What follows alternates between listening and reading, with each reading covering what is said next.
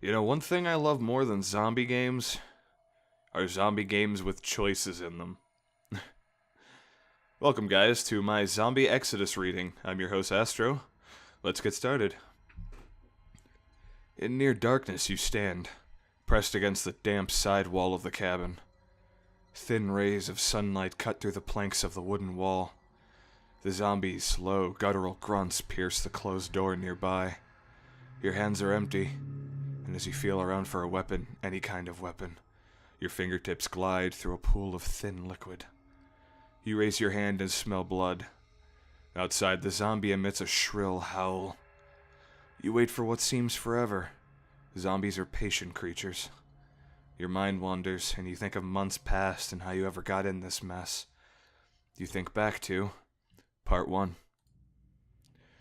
You awaken in your apartment bedroom, news blaring on the television and the sound of a helicopter soaring outside. You stayed up way too late and don't remember all the details, but flashes of moments. Drinking, whiskey, chaos in the streets, your sister packing suitcases and police cars lining up along the major avenues like makeshift border crossings. You glance around the apartment hoping to see Emma. Your eyes adjust to the light, but the Jameson whiskey's hangover is a sharp kick to the back of the head. Your mouth tastes like mud and the roller coaster ride your bed is taking is out of control. You think of Emma. You're her brother. You are Emma's older and very protective brother. You are staying with Emma in her high-rise apartment. A responsible woman, she works as a nurse at a nearby children's hospital and recently left a long-term relationship. Her choice. On the other hand, she's also quite a free spirit and often takes to random acts of dancing in inappropriate places, dragging you to karaoke night at the Broken Horn Tavern down the street and hosting a few too many parties lately that end in a multitude of emptied liquor bottles and evidence of other mood-altering substances. You grew up together, never apart since your parents both died when you were young, and the aunt who took custody was never a parental figure. You raised Emma, and she is your family. Let's get on to your profession. You had work today, but who works when the apocalypse is starting? What job are you getting out of? Let's see. I'll call my client and tell him my years of military training are not for sale today. I have to finish an experiment today, but since I don't do hangover cure research, I'll just stay in bed. I should be at the job site ordering around these union guys, but on second thought, let another manager do it. I should be out preparing a sermon, but even God needed the rest on the 7th day. Coach will probably kick my ass for missing practice, but he won't like it if I throw up on the court. I should be at the job site ordering around those union guys. Let another manager do it. You work for a local construction company as assistant to the foreman, which means you run the place while he tries to figure out ways to skim off the top of the budget. And you a hammer and a saw and you can etch the Mona Lisa. While you're a master in carpentry, you feel more comfortable handling electrical or, plumbing tasks. When you're not doing construction work, though, your main hobby is more construction, flipping old houses. You fall asleep again and dream of the past few months. In your time off, you had several activities keeping you occupied. What do you dream of? Exercise at the local gym. Go to the gun range for target practice. Take public speaking courses. Write a political blog. Go jogging in preparation for a marathon. Work on home improvement projects. Spend time in prayer and meditation. And play video games. I do exercise, so I'll do exercise at the local gym. You spend free time toning and sculpting your body. You use the balance of free weights, cardio machines, and mixed martial arts classes to build up an impressive physique. Your dreams shift until you recall other things that had your attention in the past few months. Playing video games. Every night is raid night. You played the most popular massively multiplayer online game, World of the Living Dead, and equipped multiple endgame characters in one of the most intense guilds in the game. You awaken in the apartment. You must have dozed off at the computer. A bottle of aspirin lies on its side with the contents spilled.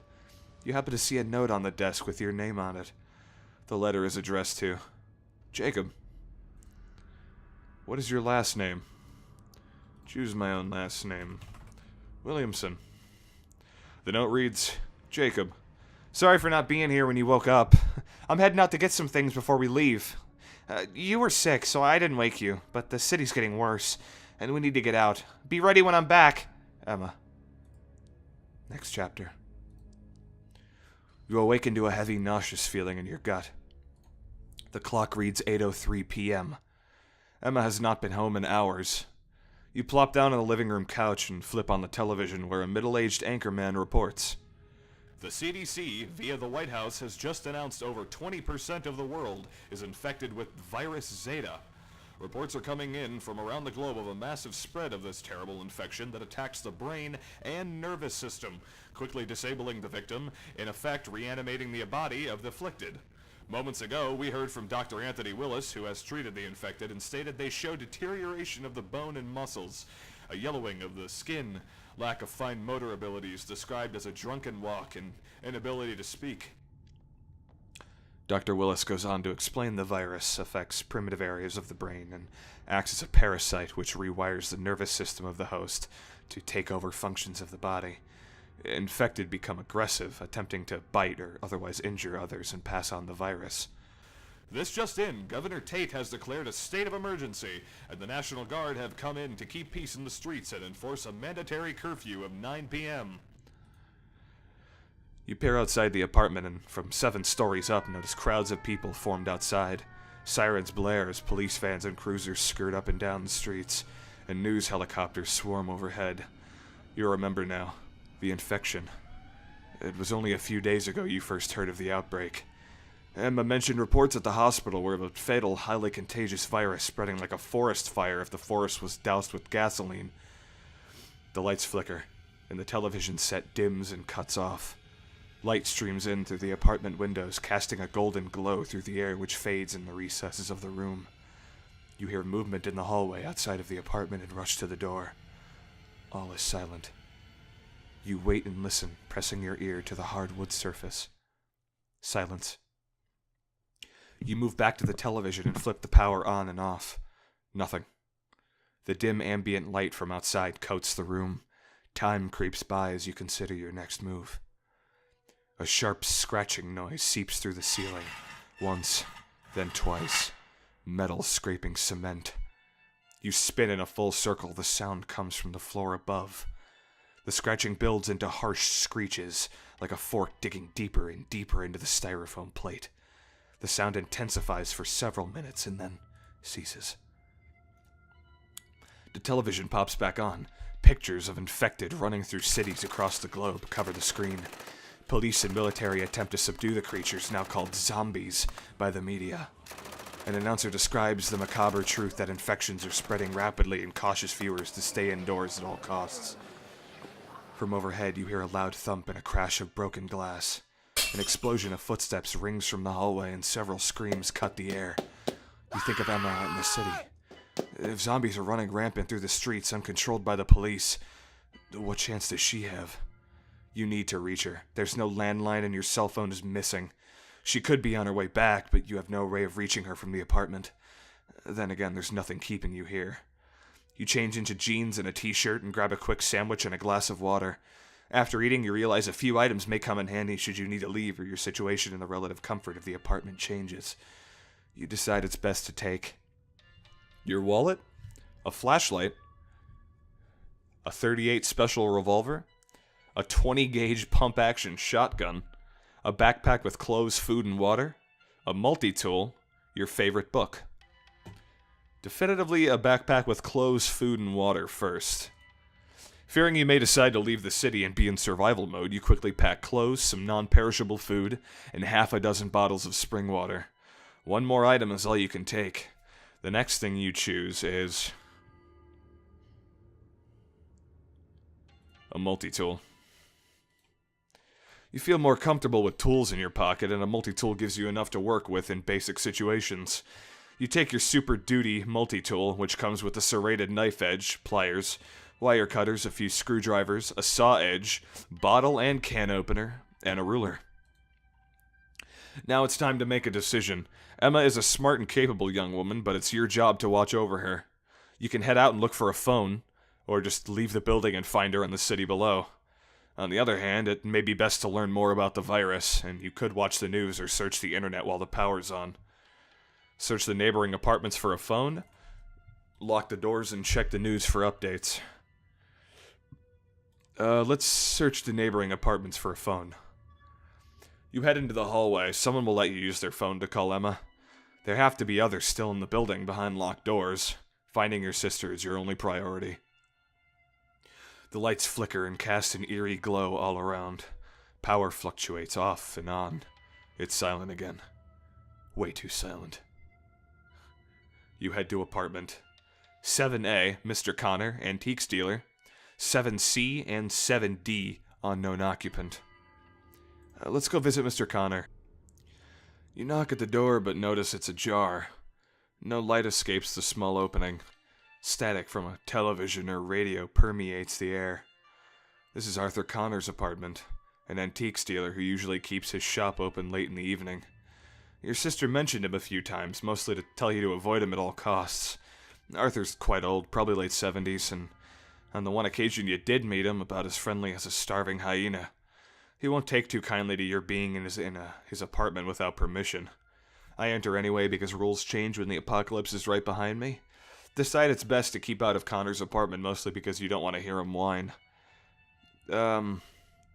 Let's go in. The door is open, anyway. You ease the door open and step inside. Helicopters outside thrust light through the blinds, creating a striped pattern across the wall of the apartment. You stand in the living room atop an oriental rug stretched across a hardwood floor. Victorian-style couches and a love-seat are arranged in the center of the room with a Victrola on a pedestal next to them. You glance at the old music player with its large, funnel-shaped horn and hand crank that spins the record. Considering how it was made in such a simpler, less zombie-filled time.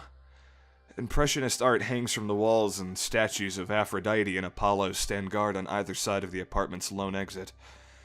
You check the bedroom and find a well-kept room in perfect order. A closet full of old clothes pressed and hanging or folded in neat piles. A large steamer trunk with photos turned gray and brown from aging. A scrapbook in a box with a top hat. A large oak dresser stretches across the northern wall. You hit pay dirt, as the bottom drawer has a Smith & Wesson Model 10 in a case with a box of .38 caliber ammunition. You take the gun and ammo and return to the living room. You perform a more thorough search of the living room and find no phone. You step into the kitchen and spot a radio on a counter next to a coffee maker. Static fills the area, so you turn off the radio. The white noise dies out and is replaced by the sounds of scraping, similar to what you heard in your apartment. You spin around, look up, and put your hand in the revolver, readying yourself for whatever's making the noise. It slides from one end of the room to the other, crossing the walls between overhead cabinets. You search through each one, anxiously waiting for something to leap out. You find nothing but soup cans and old dried pasta and glass jars of herbs. In the last cupboard, you open up a can of coffee and find a roll of money inside. The scraping intensifies in the corner of the room as you consider the money roll. Leave the money. I'm a survivor, not a thief. Take the money. I have to think of myself, and this cash may help. Leave the money. I'm not a survivor. I'm a survivor, not a thief. You put the money back in the coffee can, place it in the cupboard, and head out of the kitchen. Having checked out all of Connor's apartment, you walk back into the hallway. Your humanity increases slightly. You think you should check another apartment. You head into 7C or 7D, both unknown occupants. Let's check out 7D. As you step toward the apartment, sounds resonate through the door. A loud male voice, repeated clicking noises, a constant electric hum. You knock on the door. All goes silent. Moments pass. You listen and hear the rattling of locks and chains at the door, which springs open. A tall man in his early 20s answers the door wearing a tie-dye t-shirt and faded blue jeans with dark brown sandals and a full, bushy, blonde beard. A blue wool knit cap is pulled tightly over his head. He leans out of the door, looks left to right, and then pulls you into the apartment. Inside is a geek's wonderland. Half a dozen laptops blinking and buzzing in a row. A large plasma television with 8 different news channels tiled on the screen. Wires and cables on the walls, hanging from the ceiling and crisscrossing every inch of walking space. Dozens of open cans of Red Bull spread across various surfaces, comic books and graphic novels strewn about, Lord of the Rings memorabilia set in a shrine near an open kitchen, and dozens of movie posters covering sci-fi over the past 30 years. "Hey, I'm Jason. Have a seat," he states through a raspy, cigarette-soaked voice and sits in a rolled chair positioned in front of the row of laptops. He taps away at a PC and yells at a screen. "People are just rising from the dead all over the world. It's global zombie chaos. This is undead Armageddon." "Hey, Jason, I'm Jacob. I really need a phone. Do you have one I can use for a quick call?" "Not sure what you're trying to prove asking me that," Jason says, shaking his head. "I'm not trying to prove anything. I just need a phone."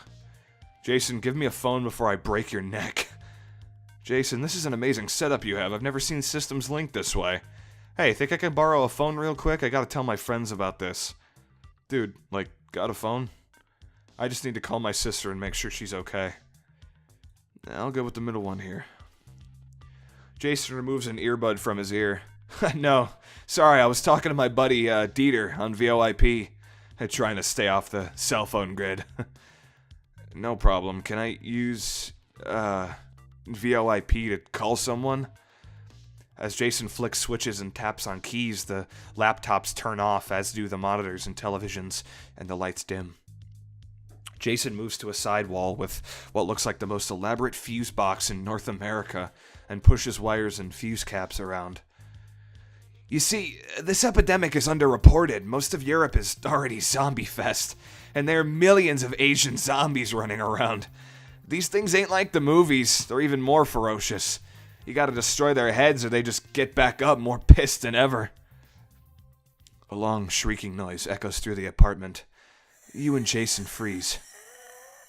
The sound was not natural, not human, and not animal. You close your eyes to focus on listening, but only hear the hum of the computers and your own rapid breathing. Jason runs to the door and presses his ear against it. His mouth opens wide in a gasp, but no sound emanates. He rushes towards you, grabs your shoulder, and begins pushing you to the door. "Sorry, you gotta go." Before you have a chance to reply, Jason leads you through the door and closes it. You are standing in the hallway, alone once more. You realize that staying upstairs is a waste of time, and if you want to find Emma and get out of the city, you'll have to make your way downstairs. Next time, next chapter, the journey downstairs.